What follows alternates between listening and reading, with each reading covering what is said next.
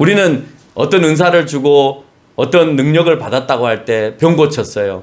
어떤 사람을 낫게 해줬어요. 기도했는데 돈을 좀 많이 벌게 해줬어요. 이 정도잖아요. 근데 예수님은 한 방에 하나님의 모든 백성을 다 살려내 버리셨어요. 그 십자가의 능력보다 더 능력 있는 은사가 뭐가 있냐라고 오늘 바울은 얘기하고 있는 거예요. 따라서 가장 큰 우리의 은사는 예수님을 모르는 이들에게 이 엄청난 능력의 사건을 내가 받은 감동만큼이나 전달할 수 있는 능력, 내가 오늘 입을 열어서 복음을 증거할 능력을 가지고 있느냐가 중요하다라고 하는 것입니다.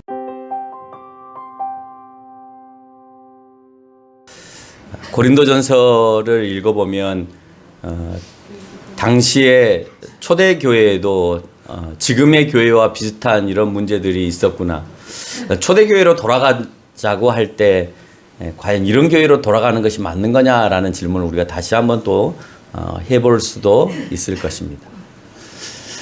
고린도전서와 같은 이런 책들을 우리가 흔히 서신서라고 얘기를 합니다. 바울이 그런 소식을 듣고 안타까워서 지금처럼 비행기나 배나 또 철도나 버스나 자동차가 발달이 되었거나 육로 시설들이 발달되어서 순식간에 갔다가 올 수 있는 그런 교통의 편이나 또는 교통시설이 되어 있지 않기 때문에 당시에는 이와 같이 편지를 통해서 그곳까지 보내게 됩니다. 오늘 1장 1절에서 그런 말로 시작을 합니다. 그리스도 예수의 사도로 부름받은 바울이라고 표현한 이 표현. 왜 오늘 바울은 편지의 서두에다가 그리스도 예수의 사도로 부름을 받은 바울이다라고 표현을 하고 시작을 하겠습니까? 왜 그럴까요? 그 고린도 교회 안에는 아직도 바울을 사도로 인정하지 않은 사람들이 있었기에 사도성을 확증하고 들어가겠다라고 하는 바울의 의도가 오늘 1절에 담겨 있습니다.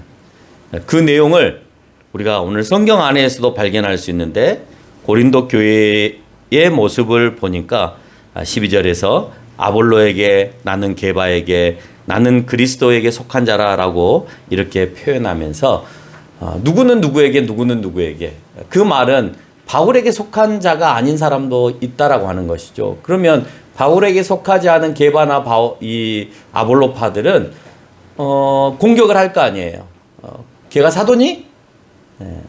그러면 바울은 그러면 왜 너는 베드로를 선택했니? 너는 왜 아볼로를 선택했니? 아볼로가 사도니? 라고 또 이렇게 얘기를 했을 거 아니에요.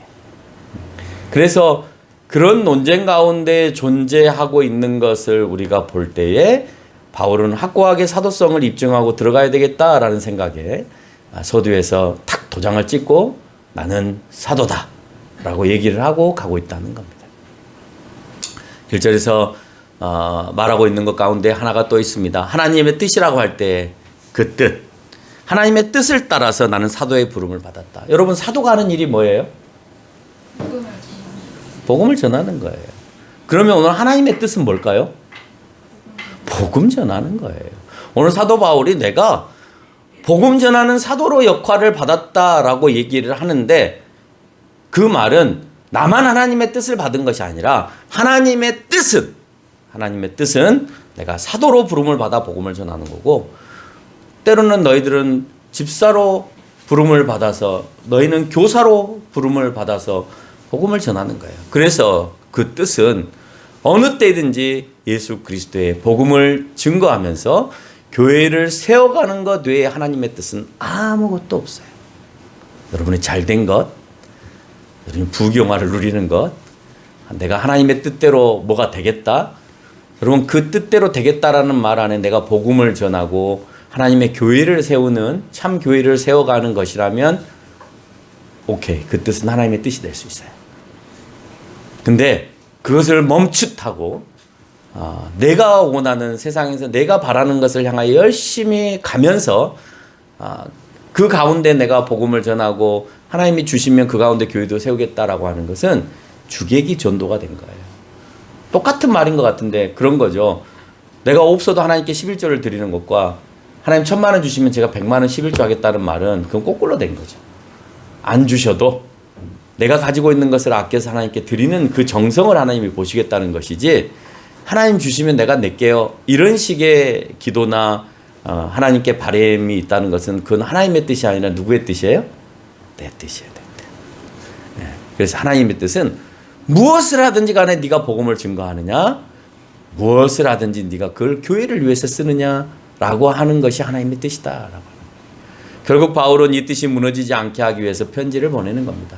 내가 보니까 하나님의 뜻은 교회를 세워가는 거고 복음이 무너지는 것이 아닌데, 내가 그 소문을 들고 보니까 너희는 지금 복음의 증거가 확고하게 세워지지 않을 뿐만 아니라 교회가 무너지게 생겼다라고 하는 말을 반증하고 있다는 겁니다. 바울은 계속되어지는 고린도전서의 내용을 담고 있는 많은 갈등의 소리들을 듣고 있습니다. 여러분 1장 이후로부터 계속해서 고린도 교회에 어떤 갈등들이 있는지를 계속 설명하고 있습니다. 그러면 그런 소리를 듣고 나면 지도자로서 그 교회를 세운 사도로서 화가 나야 되잖아요. 오늘 이 소리를 듣고 차분할 수가 없음에도 불구하고 그들에게 정말 차분한 어조로 인사말을 건넵니다. 편지는 소통이에요. 내가 편지를 쓴다라고 하는 것은 내 의사 전달이 너희에게 적용이 되었으면 좋겠다라고 하는 의도가 담겨 있는 거잖아요. 잘 있는 내 마음의 심정, 그렇죠? 내가 사랑한다라고 하는 내 마음의 심정들이 그 편지에 담겨져서 전달되어지고 그게 그 사람에게 받아들여지게 하는 것이 편지의 역할이다라고 하는 거예요. 그런데 중요한 것은 그 글 안에 그냥 단지 필력이 좋아서 정말 글을 잘 써서 아주 문해적인 능력이 탁월해서 사람을 설득하고 하는 그런 능력으로서 편지가 보내진 것이 아니라, 오늘 바울의 메시지 안에는 믿음의 능력이 그 안에 있어서 그 글의 메시지 가운데에서 그 능력이 그 교회 가운데 발휘되어지기를 원하는 것이에요. 2절은 너희는 이런 교회이고 이런 사람임을 나타낸다라고 표현을 합니다. 어떤 교회 어떤 사람이냐라고 하는 것을 2절에서 말해주는데, 정말 좋은 말로 먼저 포장을 해줘요. 막 안 좋은 소리를 들었지만 꾹 참고 소통을 해야 되니까 아주 좋은 것을 먼저 꺼내어가지고 얘기를 합니다. 너희 교회는 사람이 세운 교회가 아니라 하나님의 교회야. 첫 번째입니다. 두 번째는 뭐라고 했어요? 그리스도 안에서 거룩하여지고 그래서 너희들을 성도라 부름을 받은 자들이야 라고 말하고 있어요. 너희들은 그런 자들이야. 세 번째는 예수 그리스도의 이름을 부르는 모든 사람들이야. 이 말 안에는 사실 그 뒤에 잠재되어 있는 모든 문제에 대해서 함축적으로 바울이 설명하고 들어가고 있는 거예요. 어떤 문제가 있을 수 있을까요? 너희 교회는 사람이 세운 게 아니야 하나님의 교회야 라는 말 안에는 너희 능력으로 교회가 세워지지 않았어 라는 말이 들어가 있는 거예요. 너희가 능력 있어서 고린도 교회를 이끌고 가는 것처럼 보여질지 모르지만 그거 아니야 라고 하는 것을 뒤에 문제가 발생하는 것을 함축해서 여기다 싹 하나 집어넣는 거예요. 높이 띄웠는데 그 띄움 안에는 그래 너네는 이런 교회니까 이런 일을 해서는 안 돼. 그 일이 뭐냐? 너희가 너희 능력으로 교회를 세웠다고 하면 안 돼 라는 말이 내포되어 있는 거죠. 두 번째, 너희는 그리스도 안에 거룩하여진 성도라는 거예요. 그 말은 뭐냐면 그 누구에게도 속함 받지 않은, 게바에게도 바울에게도 아볼로에게도 속하지 않은 그리스도 안에서 거룩한, 다시 말해서 거기에 속해서 거룩하지 않은 백성이 되는 것이 아니라 그리스도에게 속해서 거룩한 백성이 되어야 된다라고 하는 거예요. 그 말은 다시 말해서 너희는 그리스도 안에 지금 머물러 있지 못하고 자꾸 다른 곳에 머무르려고 할 뿐만 아니라 네가 오늘 거룩해야 되는데 거룩에서 벗어나고 있다라는 거예요. 뒤에 이제 설명들이 나오죠. 왜 그 지역은 거룩하지 않았는가 하는 것을 고린도 교회를 통해서 설명해 주고 있다는 거예요. 세 번째는 예수 그리스도의 이름으로 모든 모인 너희들이다라고 하는 겁니다. 너희가 모인 이유는 게바 때문에 모인 것도 아니고 아볼로 때문에 모인 것도 아니고 바울 때문에 모인 것도 아니고 너희가 모인 것은 예수 그리스도를 인해서 모인 것이다. 그것을 확실하게 해라 라고 하는 겁니다. 너희에게 그리고 난 다음에 뭐라고 인사를 합니까? 은혜와 평강이 너희 가운데 있을 것이다 라고 이제 표현을 합니다. 3절에서 문안 인사를 할 때 항상 바울은 은혜와 평강이 너희에게 있을지어다. 유대인들의 인사법이 샬롬, 평강 이 말을 쓰죠. 근데 재밌는 것은 은혜를 더하여 썼습니다. 제가 이제 이메일을 쓸 때 이 이메일의 서두에다가 본론의 글을 쓰기 전에 제일 윗줄에다가 한 줄에 그 문구를 늘 써서 보냅니다. 늘 똑같이 보냅니다. 똑같이 보내는데 뭐라고 보냈냐면 주 안에서 평안하시기를 이렇게 보내고 그 다음 이제 내가 필요한 그는 믿는 사람에게 보내든 믿지 않는 사람에게 보내든 관공서에 보내든 누구한테 보내든 똑같이 주 안에서 평안하십시오 라고 그렇게 보냅니다.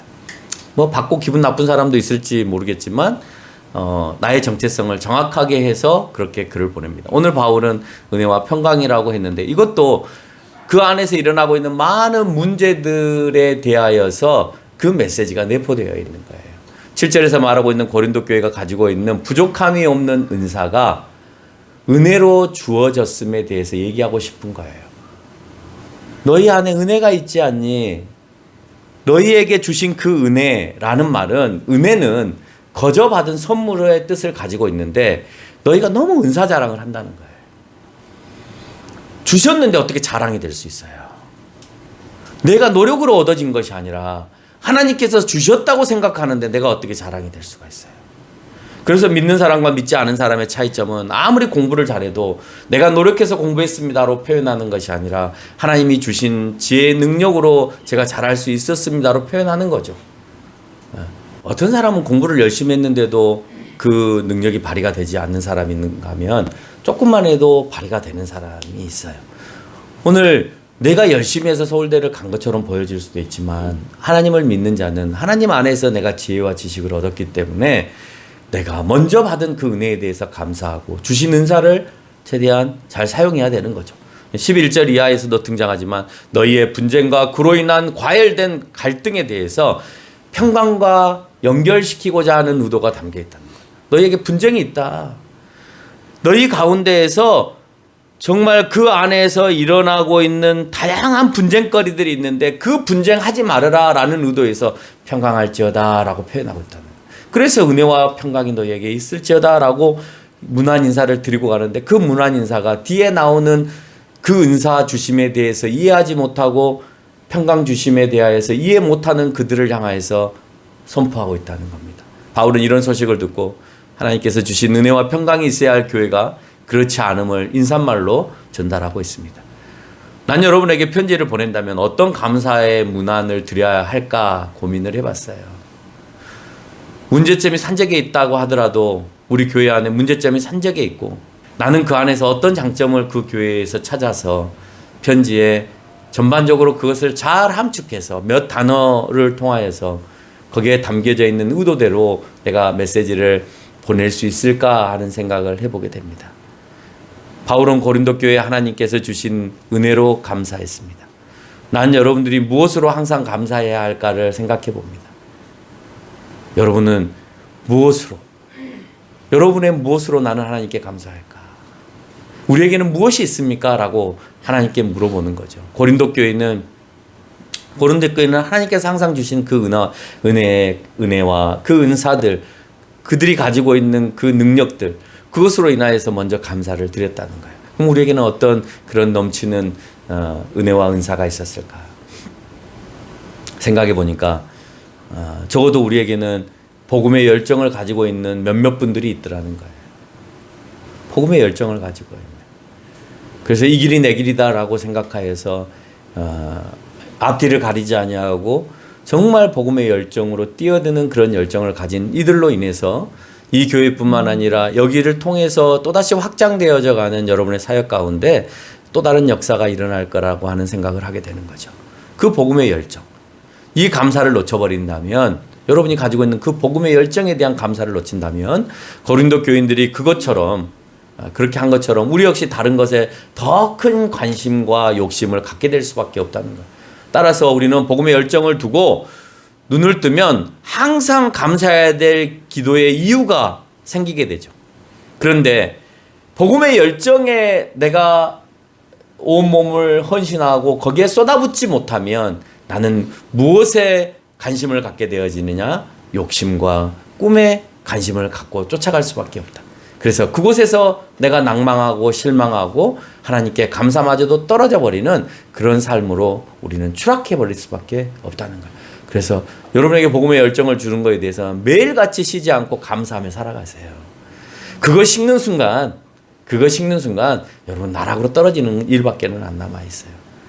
우리에게 오직 갖고 있는 건 그거밖에 없어요.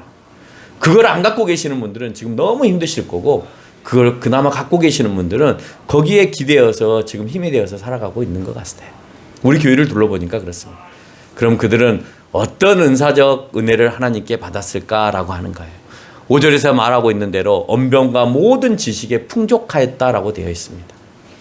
이것으로 사실은 이 언변과 모든 지식의 풍족함을 통하여서 6절에서 그리스도의 증거가 견고하게 세워졌어야 해요. 바울은 그렇게 견고해지기를 사실 원하고 있었습니다. 8절에서 반복해서 그렇게 견고해져서 그리스도의 날에 책망할 것이 없는 자로 끝까지 견고해지기를 원했던 거예요. 언제 오실지 모르는 예수님의 재림의 때까지 너희에게 주신 그 은사인 언변과 그 지식의 풍부함을 가지고 그리스도의 증거의 복음을 더 견고하게 만들어내라는 거예요. 누가 어떤 질문을 하든지 간에 그 질문에 대해서 대답해 줄 수 있는 견고한 능력을 너희가 가져라. 왜? 너희는 말도 잘하고 지식도 풍부하니까. 그걸 소망하고 오늘 편지에 담아서 보내는 겁니다. 이것을 반대로 말하면 언변과 지식으로 그리스도의 증인인 복음이 견고히 세워져야 너희가 책망받지 않는다. 너희한테 은사를 줬다. 은사를 줬는데 그 은사를 똑바로 사용하지 않으면, 그 똑바로 사용함은 항상 하나님의 뜻에 맞는 똑바로 사용이에요. 그 뜻은 늘 복음을 증거하는 거고 교회를 세우는 거예요. 다른 게 없어요, 여러분. 다른 게 있다고 생각하면 안 돼요. 하나님의 뜻이 다른 데 있다고 생각하면 안 돼요. 하나님의 뜻은 항상 복음을 전하고 교회를 세워가는 데 있는 거예요. 그걸 위해서 여러분의 직장도 주는 거고 돈도 주는 거고 명예도 주는 거예요. 근데 그거 주셔야 내가 복음도 전할 거고 그거 주셔야 내가 교회도 세울 겁니다는 주객이 전도됐다고 얘기했어요. 그렇게 하나님 앞에 기도하는 사람은 절대 받지 못해요. 내가 하나님 복음을 위해서 내려놓겠습니다. 내가 하나님 교회를 위해서 제가 사용하겠습니다. 여기에 고백이 있을 때 그 다음에 하나님께서 그들에게 다른 것들을 허락하시게 된다는 거예요. 오늘 너희에게 이미 은혜를 주었다. 하나님께서 은혜를 주었어요. 여러분도 각각 가지고 있는 은사들이 있어요. 그 은사들을 통해서 내가 그리스도의 증거의 복음을 견고하게 하기 위해서 사용하고 있는지, 내가 교회를 견고하게 세워가고 있는지, 세워가고자 하는데 내가 그 은사를 사용하고 있는지 생각해 보라는 거예요.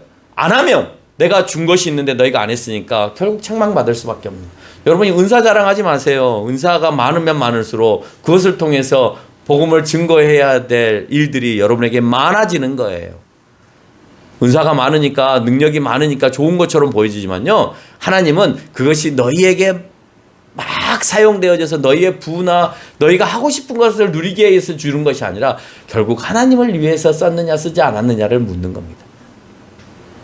여러분이 하고 있는 일들, 공부들이 내가 그 일을 위해서 준비되고 있는가를 늘 생각하시기 바라요. 여기서 말하고 있는 언변은 12장 10절과 28절 또 14장 2절에서 말하고 있는 것처럼 방언일 수도 있어요. 방언을 말할 때 이 언변을 사용합니다. 또 14장 1절에서는 뭐라고 표현하냐면 애언이라고 표현합니다. 애언. 똑같은 말로 표현하는데 12장 8절에서는 성령을 따라서 지혜의 말씀과 지식의 말씀은 다른 말을 전하는 것이 아니라 기독교적인 표현이나 설교를 잘했을 때 오늘 12장 8절에서 언변으로 표현하는 거예요. 기독교적인 표현을 잘하는 설교, 말 이런 것을 언변이라고 말해요. 그래서 세 가지로 표현합니다. 이 언변은 오늘 고린도전서를 털었을 때 하나는 방언으로 표현하기도 하고 하나는 예언으로 표현하기도 하고 하나는 기독교적인 표현을 잘하는 설교로 표현하기도 한다는 거예요. 그런데 4장 20절에서 이런 고린도 교회를 향하여 무엇이라고 말하고 있냐? 하나님 나라는 말에 있지 아니하고 오직 능력에 있다라고 표현하는 거예요. 그런데 말 잘해? 예언 잘해? 방언 잘해? 그런데 너에게 능력이 나타나지 않아. 이 모든 것은 내 능력에서 나오는 것이 아니라 성령을 통한 변화의 능력이 너희 가운데 있어야 된다는 거예요. 네 안에 성령이 있어야 되고 그 성령을 통하여서 네 주변이 변해야 되고 네 교회가 바뀌어야 되고 네 사람들이 바뀌어야 되는데 어떻게 바뀌고 있냐? 성령을 통하여서 그리스도인으로 바뀌는 것이 아니라 네 말을 통해서 화로 바뀌어. 화로. 대립으로 바뀌어. 네 말을 통하여서 뭐로 바뀌어요? 서로 분쟁하는 상태로 바뀌어버리는 거예요. 말의 능력이 연합에 있는 것이 아니라 말의 능력이 분쟁이 있어. 말을 너무 잘하는 거예요. 뭘로? 개바적인 입장에서 말을 잘하는 거예요. 그래서 이렇게 원하는 사람 이쪽으로 모여 내 편. 아볼로적인 입장에서 말을 아주 잘하는 거예요. 그래서 이 뜻이 옳다고 생각하는 사람 이쪽으로 모여 그래서 아볼로파를 만드는 거예요. 바울의 입장에서 말을 아주 잘하는 거예요. 그래서 이런 사람 이런 공동체를 원하는 사람 이쪽으로 모여. 여러분 왠지 그 안에가 그리스도가 있는 것처럼 보여지고 교회가 있는 것처럼 보여지고 사도들의 이름들이 거론되어지고 또 사도들의 또 함께 하였던 또 다른 사도들의 모습들을 비춰지면서 모두가 다 교회의 일을 하는 것처럼 보여지지만 하나님은 그 분열된 교회의 모습을 보면서 이것은 하나님의 뜻이 아니다라고 설명하는 거예요. 바울의 뜻도 아니다라고 설명하는 거예요. 바울 나는 그런 능력을 가지고 있지 않다라고 얘기를 하는 겁니다. 그래서 너희가 그 성령 안에서 능력을 가졌다면 깨트림이 아니라 연합해야 됨을 설명하는 거예요. 여러분과 제가 갖춰야 되는 것은 그리스도적인 기독교적인 달변이 아니에요. 성령을 통해서 일어나는 변화의 능력을 오늘 하나님은 우리에게 원하고 계세요. 한국교회가 이런 능력이 없어서 세상도 비웃는 거예요. 코로나가 하나님께서 보내신 심판이야! 라고 막 말을 했습니다. 처음에 코로나가 나왔을 때. 심판이랍니다. 중국을 까부수기 위해서 지하교회를 막 쑥대밭으로 만들어 놓고 십자가를 막 내려뜨리고 투옥시키고 감옥에 갇히고 막 이런 일들을 하니까 중국을 박살내기 위해서 코로나를 주셨대요. 한국으로 넘어왔습니다. 코로나가 한국으로 넘어왔습니다. 그러면 이제 뭐라고 해야 돼요? 한국교회도 하나님이 책망하기 위해서 보내신 거네요. 근데 온 세계로 퍼졌습니다. 온 인류를 다 책망하기 위해서 보내신 거네요. 근데 자기가 걸렸습니다. 그러면 자기도 이제 하나님이 책망하기 위해서 한 겁니다. 중요한 건 그런 말을 내뱉었을 때 하나님께서 하셨다는 말을 내뱉었을 때 그러면 하나님께서 이것을 거둘 수 있는 것도 하나님이신 거죠. 그렇죠? 그래서 어떤 사람이 그 기사문에 그렇게 보냈습니다. 기독교 신문에 누가 그렇게 막 써서 이건 하나님의 심판입니다라고 딱 써놓으니까 그 밑에다가 리플을 달아놨어요. 뭐라고 달아놨는지 아세요? 그러면 하나님께 기도해서 코로나를 없애달라고도 기도해 보세요. 누구에게 그런 능력이 있나요? 여러분에게 있나요? 없잖아요. 우리에게는 그런 능력이 없잖아요. 왜? 그게 하나님께서 우리를 심판하려고 그러신 것인지 우리가 자연을 훼손해서 일어난 현상인지 그걸 정확하게 우리가 알지 못하잖아요.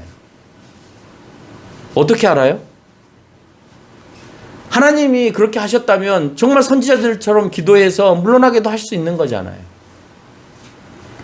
그러면 그 음성을 정확하게 들었다면 오늘 이사야 선지자처럼 내 말을 들으라고 관심을 끌기 위해서 모든 옷을 헐거벗고 거리를 배회하며 돌아다니면서 내가 너희들이 회개하면 이 잔을 내가 옮겨줄 테니 하나님 앞에 기도해서 옮겨줄 테니 너희가 참여하고 회개하라고 외치고 다녀야죠. 근데 그런 사람은 내가 한 번도 보지를 못했어요. 저는 분간이 가지 않기 때문에 하나님께 코로나를 없애주세요라고 말도 못했습니다. 그러니까 제가 더 무능한 거죠. 그 사람들은 어떤 방식이든지 하나님이 보낸 심판이라고 얘기하는데 저는 그것인지 아닌지도 아직도 잘 모르겠어요. 왜냐? 우리끼리 확산되어지는 것도 그 코로나의 조작이 하나님에 의해서 이루어진다면 우리가 마스크를 벗어서 옮기는 것은 내 실수잖아요. 그건 나를 심판하기 위해서 한 게 아니잖아요. 그러니까 혼돈이 되는 거예요. 마스크를 벗었는데도 오염된 사람들 앞에서 서 있는데도 하나님께서 너는 심판의 대상이 아니니까 나를 막아주셨다면 그러면 이거는 그래 그 사람들만의 심판이라고 얘기할 수 있겠지만 그렇지 않더라는 거예요. 중요한 건 언젠간 하나님께서 나를 통하여서 정말 믿지 못하는 여러분들 가운데 놀라운 이적을 한 번은 보여주실 것이다. 봐야만 믿는 그 사람들 앞에서 제가 여러 번 설교 시간에 여러분들한테 말씀드렸습니다. 언젠가는 보여주실 것이다. 그런 능력이 없으니까 세상은 교회를 향해서 비웃는 겁니다. 너희에게는 아무런 능력이 일어나지 않아. 그것은 성경에만 있었던 아주 재미있는 에피소드 이야기야. 있을 수 없는 신화적인 사건이야. 라고 계속해서 비아냥거리는 거예요. 그래서 우리에게 능력이 일어나야 되는 겁니다. 지식은 복음을 더욱 견고하게 할 수 있는 능력인 것이 사실이죠. 잠언에서 말합니다. 지식이 여호와를 아는 것에 모든 지식의 근본이다라고 얘기를 합니다. 그렇게 말한 것처럼 그 지식 역시 2장 13절에서 말하는 것처럼 사람의 지혜가 가르친 말로가 아니라 성령이 가르치시는 것으로 해야 된다라고 하는 거예요. 자꾸 너희가 뭔가를 알아서 그 안 것을 막 토해놓기 위한 그런 식으로 너희가 뭔가 말을 나타내려고 하는 것이 아니라 성령께서 인도하심을 너에게 줘서 절제하게 하기도 하고 표현하기도 하게 해서 말하게 해야 된다라고 하는 거예요. 그래서 정말 너희가 알고 있는 그 지식을 응축해서 갖고 있다가 몇 마디의 단어만 던져도 그 사람이 설득되어지고 그 가운데에서 능력으로 작용되어서 변질되어져 가는 그 이론들이 다시 쇄신되어지는 역사가 너희의 그 성령의 은사의 말 가운데 일어나야 된다는 거예요. 그렇지 않으면 지식은 하나님께서 원하지 않는 임만무성한 공허한 능력으로 남게 되어진다는 겁니다. 바울은 8장 1절에서 말합니다. 우상 제물을 어떻게 해야 하는지 지식으로 잘 알고 있었습니다. 여러분, 이스라엘 백성들이 우상 제물에 대해서 몰랐을까요? 구약 성경을 다 알고 있는데. 알겠죠? 먹어야 될지 먹지 말아야 될지 알겠죠? 그런데 그들은 먹었습니다. 왜 먹었을까요? 그 먹는 이유가 뭐냐면 지식으로 논리를 만들어냈기 때문에 먹을 수 있었던 거예요. 예수님을 믿었고 우상 숭배한 제물들과 우상에 대해서 숭배하는 것이 잘못되었다는 것을 구약 성경에서 수도 없이 말하고 있는데도 불구하고 먹었던 이유를 그들은 어떻게 변증을 했냐면 하나님은 한 분이시다. 맞아요? 틀려요? 그들이 이제 주장하는 겁니다. 하나님은 한 분이시다. 맞아요? 틀려요? 맞죠. 이 사람들이 섬기고 있는 이 사람들이 우상이라고 섬기고 있는 이 신들은 그래서 하나님이 아니라 가짜 신이다. 맞아요? 틀려요? 맞죠? 맞아요. 그 가짜 신에게 바친 음식이 무슨 의미가 있냐? 가짜한테 바쳤는데. 아무런 의미 없는 신한테 바쳤는데 그게 무슨 의미가 있냐? 의미가 없기 때문에 먹어도 된다. 이게 그들이 주장하는 이성적 논리였던 거예요. 그리고 그런 지식적인 논리를 펼치지 못하고 그 안에서 자유를 누리지 못한. 너 말 못하잖아. 내가 지금 말하는 거 대답해 줄 수 있어? 라고 말하는 거예요. 말 못하지. 그러니까 먹어도 돼. 우리는 그렇게 말을 만들었잖아. 이해가 되잖아. 이해가 되니까 그걸 먹고 자유해. 왜 그걸 못 먹고 배고픈데 나는 저거 못 먹는데 나는 저걸 못 즐기는데 나는 저 사람들과 함께 못 하는데 왜 그렇게 살아? 그냥 먹고 내 논리가 맞다고 생각하면 그건 먹고 그 사람들하고 놀고 그냥 그거 행사라고 생각하고 문화라고 생각하고 같이 어울려. 그렇게 비아냥거리는 겁니다. 이것이 고린도 교회가 지혜와 지식의 은사로 나타나고 있는 오만과 아집이라는 거예요. 지식은 이처럼 교만과 오만과 아집을 가져옵니다. 이를 보완할 수 있는 것이 상대에 대한 비아냥거림. 근데 그 비아냥거림이 아닌 사랑이란 사실을 우리가 기억해야 돼요. 그래서 그 본문은 사랑으로 표현하고 있습니다. 지식이 사랑과 결합할 때 진정한 지식이 되는 거예요. 그래요, 안 그래요? 예. 그래서 8장 1절은 그래서 사랑이다라고 표현하는 거예요. 지식이 사랑과 결합이 되어져서 네가 지금 그렇게 말해서 네 말로 저 사람들은 상처를 받고 있어요. 너무 말을 잘하고 왠지 신앙적인 것처럼 표현하는데 저 사람들은 지금 상처를 받고 정말 복음적으로 살려고 하고 안 먹으려고 하고 안 하려고 하는데 네가 바보야 라고 말을 하니 얼마나 상처가 되겠어요. 그렇죠? 내가 지금 잘못 살고 있나? 내가 지금 잘못된 신앙을 갖고 있나? 이렇게 생각한단 말이에요. 그렇죠? 내가 아는 모 교수가 신약학 교수가 어디를 가거든 산을 타고 이렇게 가거든 절간에 가서 절밥을 먹으랍니다. 공짜라고.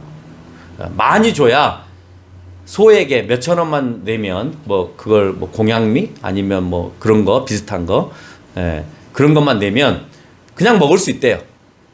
절밥을 먹을 수 있대요. 그러면서 먹으라는 거예요. 학생들한테 그런 얘기를 해요. 그러면서 그게 뭐 잘못이냐. 먹을 수도 있는 것이지. 배고프고 안 먹고 허기져서 쓰러지는 것보다 그냥 차라리 그냥 먹는 게 낫지 않냐. 그리고 또 그게 제사를 지낸 거냐? 그냥 그 장소에서 만든 거니까 싸게 저렴하게 먹고 거기서 휴식도 취하고 그렇게 와라라는 말을 해요. 논리적이죠. 쓰러져서 다치는 것보다 싸게 돈 없는 사람이 그냥 비싼 밥 사 먹지 말고 그렇게 뭐 몇천 원만 줘도 먹을 수 있는 밥 아니면 공짜로 먹을 수 있는 밥 그런 거 먹고 산행도 하고 그러라는 거예요. 여러분 성경은 그것이 아니라고 얘기하고 있는 거예요. 우리가 성경대로 잘 살고 있는데 그 사람들이 비집고 들어오는 거예요. 그래서 그럴싸하게 만드는 거예요. 그래서 이해하게 만드는 거예요. 그래서 그들과 분쟁하지 말고 다투지 말라는 거예요. 그러면서 기독교하고 분쟁을 해요. 기독교 내에서 분쟁을 하는 겁니다. 다른 종교와 화합하라면서 기독교 내끼리 싸우게 만들어버리는 거예요. 누구는 그것을 먹어야 된다, 안 먹어야 된다. 이제 수업 끝나면 서로가 분쟁을 할 거 아니에요. 그게 옳은 거냐라고 하는 것을 오늘 성경은 우리에게 설명하는 거예요. 지식이 성경에 근거한 성령을 통한 확신으로 오지 않으면 신앙을 포장한 이성으로 궤변이 나올 수 있다는 거예요. 오늘 고린도 교인들이 말하는 것처럼 궤변을 만들어냈잖아요. 그렇죠? 하나님은 한 분이신데 너희가 믿고 있는 신은 하나님이 아니니까 그러면 그것은 신이 아니고 가짜야. 그러니까 그 가짜한테 제물로 드렸던 것은 아무런 의미 없는 음식이고 그러니까 먹어도 돼 라고 했다는 거죠. 그래서 그 교회 안에는 고린도 교회 안에는 분열이 일어났던 거고 그렇게 말 잘하는 사람 쪽으로 모든 것들이 흘러져 가버린다는 거예요. 여러분 말을 잘해서 본질이 흐려지면 안 되는 거죠. 네. 바울은 언변과 지식을 책망하는 것이 아니라 10절 하반절에서 말하고 있는 것처럼 모두가 같은 말을 하고 너희 가운데 분쟁이 없이 같은 마음과 같은 뜻으로 하나가 되어져야 된다라고 얘기하는 거예요. 어떻게 하나님이 한 분이라고 하면서 너희들의 뜻과 너희들의 생각들이 각기 다를 수가 있어? 어떻게 그 안에서 분쟁이 일어날 수가 있어? 하나님의 뜻은 하나인데 너희가 자유를 누리기 위하여서 하나님을 멀리하는 그 행위가 과연 옳은 행위야? 라고 말을 하는 겁니다. 여러분 은혜와 은사 중에 무엇에 대한 간격이 더 커야 할까요? 내가 그리스도로 인해서 구원받았음에 대한 확신, 그 은혜.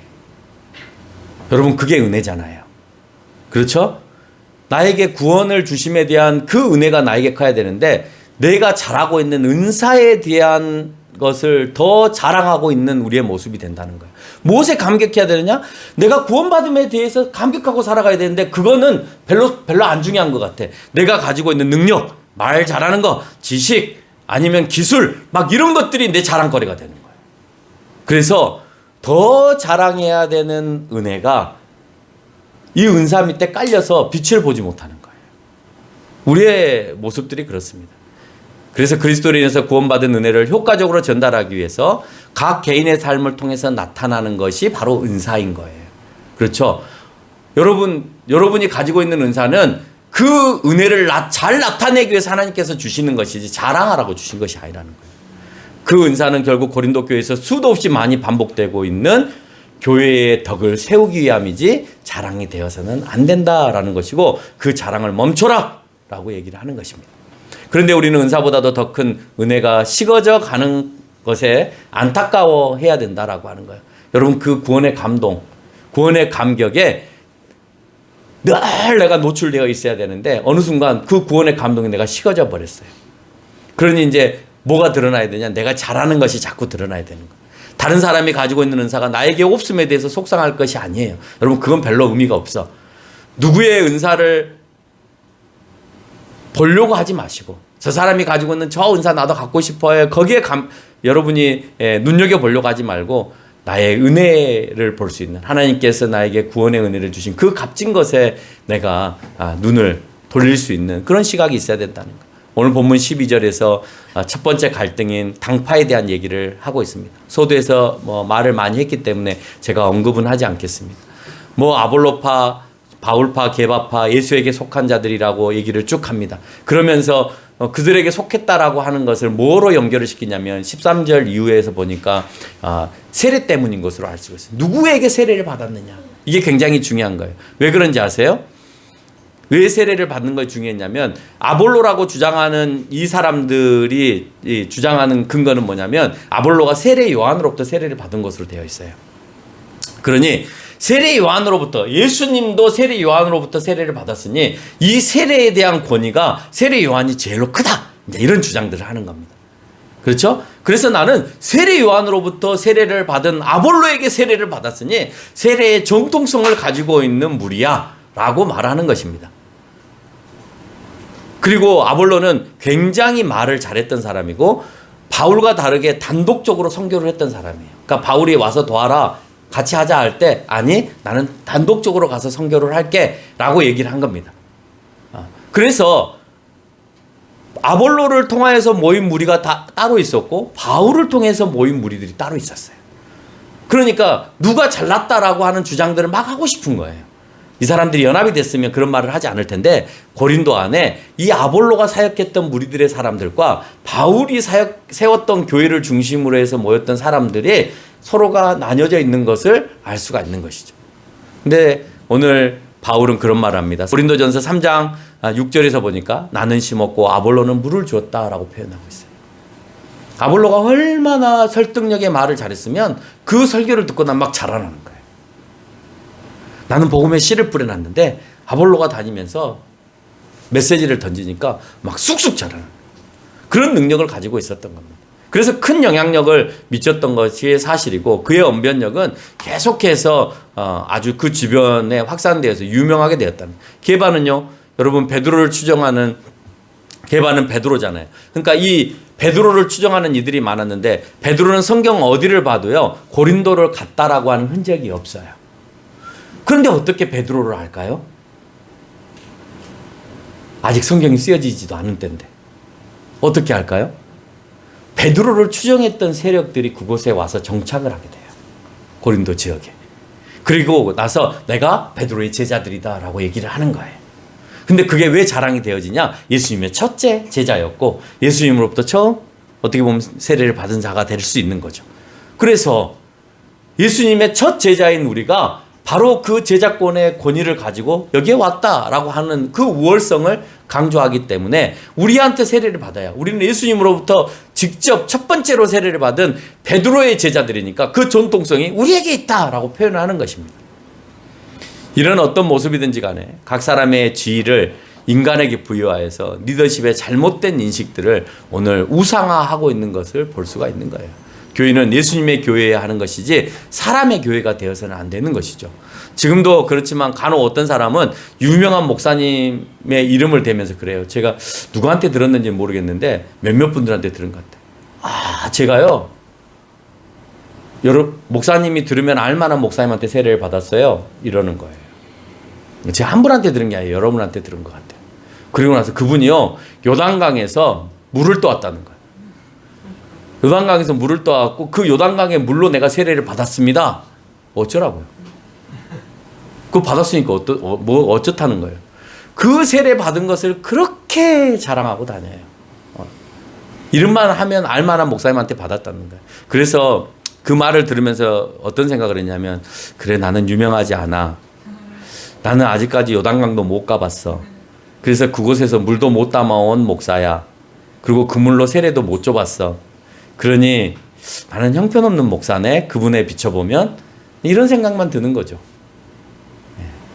여러분 그렇게 드세요? 아니면 내가 너무 자존감이 떨어졌나요? 네? 제가 한두 번 들은 게 아니거든요. 여러 사람들한테 그런 말들을 참 많이 들었어요. 여러분도 그런 얘기 들어봤죠? 예, 요단강 물 떠와서 세례 받았다고 한 뭐 그런 성도들 얘기 들어보셨죠? 그렇게 자랑하면 다녀요. 물 굉장히 더럽습니다. 우기 때는 물이 많이 내려와서 더럽고요. 건기 때는 물이 없어서 더러워요. 그래서 요단강 물이 별로 안 좋습니다. 예. 여러분 정말 깨끗한 생수로 여러분 세례 받은 것에 대해서 감사하게 생각하십시오. 예, 피부병에 걸릴 수도 있어요. 고린도 교회가 가지고 있는 인간의 은사와 능력은 무엇을 공허하게 만들었냐면 십자가의 효력을 공허하게 만들어버렸다라고 오늘 마지막에서 설명합니다. 은사와 능력은 이 땅에서 인간들에게 필요한 것이고 인간들이 칭송받을 수 있는 수단이기도 합니다. 그 은사의 능력이 복음을 전하는 능력이어야지 자기의 과시가 되어서는 안 된다. 우리에게 있어서 가장 큰 능력은 십자가의 능력이어야만 돼요. 왜냐? 그리스도의 죽으심이 한두 사람을 고치거나 한두 명을 살린 능력이 아니라 하나님의 백성 모두 죽을 수밖에 없는 그 모든 사람을 살렸던 능력인데, 이 능력보다 더 큰 능력이 있으면 나와보라 해요. 없잖아요. 그래서 예수 그리스도의 능력이 그렇게 위대한 것입니다. 따라서 우리는 어떤 은사를 주고 어떤 능력을 받았다고 할 때 병 고쳤어요. 어떤 사람을 낫게 해줬어요. 기도했는데 돈을 좀 많이 벌게 해줬어요. 이 정도잖아요. 근데 예수님은 한 방에, 십자가에서 한 방에 하나님의 모든 백성을 다 살려내 버리셨어요. 어떤 은사로 감히 그 은사를 비교할 거예요? 비교할 수 없잖아요. 그렇죠? 근데 누구 앞에 자랑할 거예요? 그 십자가의 능력보다 더 능력 있는 은사가 뭐가 있냐라고 오늘 바울은 얘기하고 있는 거예요. 없잖아. 근데 뭐 너희가 자랑할 게 있다고 그래. 자랑해야 될 것은 그 십자가의 능력이야 라고 말하는 겁니다. 따라서 가장 큰 우리의 은사는 예수님을 모르는 이들에게 이 엄청난 능력의 사건을 내가 받은 감동만큼이나 전달할 수 있는 능력. 그래서 많은 은사를 가지고 있는 그 탤런트 같은 은사가 중요한 것이 아니라 내가 오늘 입을 열어서 복음을 증거할 능력을 가지고 있느냐가 중요하다라고 하는 것입니다.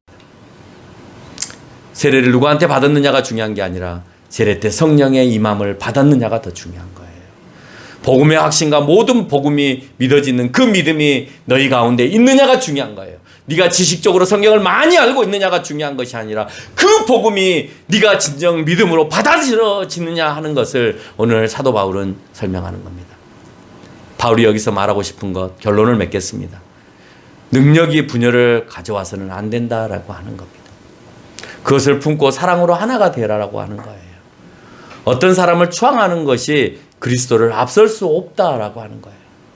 누구를 추앙하지 마세요. 어떤 교회만을 추앙하지 마세요.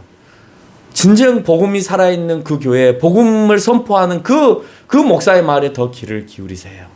유명하니까, 크니까가 중요한 게 아니라 진짜 누가 진정한 복음을 전하느냐, 어디가 정말 그 복음대로 살아가려고 하는 교회이냐, 그게 더 중요하다는 사실입니다. 거저 주신 은혜를 위해서 은사는 사용될 뿐이라는 사실을 기억하는 저와 여러분이 되시기를 주님의 이름으로 축원합니다.